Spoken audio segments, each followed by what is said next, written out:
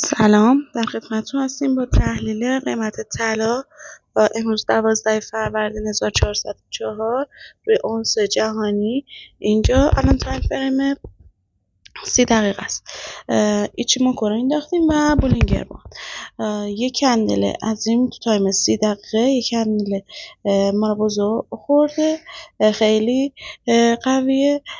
البته پیشنهاد ما اینه که این تو تایم 30 دقیقه حداقل تا 31.25 رو میاد پایین، یعنی این پایین نمونه.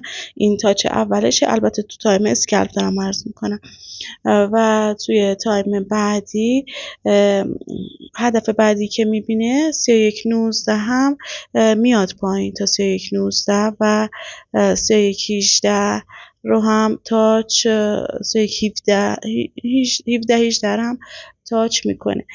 این رو از عددهای ایچیموکو قابل تشخیص هستش. این تایم 30 دقیقه بود. بازم میگم از روی سقف و کف بولینگر اینجا این اعداد تاچ میشه. حالا بریم روی تایم بالاتر و تایم بالاتر بریم روی تایم 1 ساعته. 1 ساعت هم قطعا تو تایم 1 ساعت هم 31.24 و پایین ترش رو که حالا عرض کردم 31.17 هست.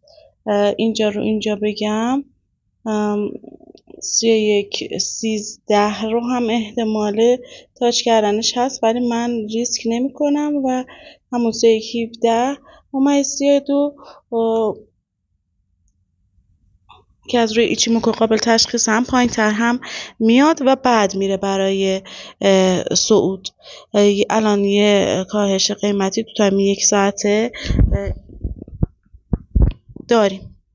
بریم روی تایم 4 ساعته و یکم بلند مدت تر قضیه رو بررسی کنیم. میره رو تایم 4 ساعته. نه، تایم 4 ساعته ما هنوز نزول اساسی رو نمیگه، چون کی جنسن ما فلت هستش. تو تایم فلت نیستش. تو تایم 4 ساعته اینجا کی جنسن ما سرش به بالاست، یعنی نشانه صعود بلند مدت رو داریم و این حدود بخوام زمانی عرض کنم تا 1 2 3 4 حداقل تا هفته آینده اون صعود اساسی مد نظر ما رو نخواهیم داشت. بخوام تایم 4 ساعته و اصلا میرم روزانه بهتون میگم که کی حدوداً صعود اصلی قیمت طلا رو خواهیم داشت.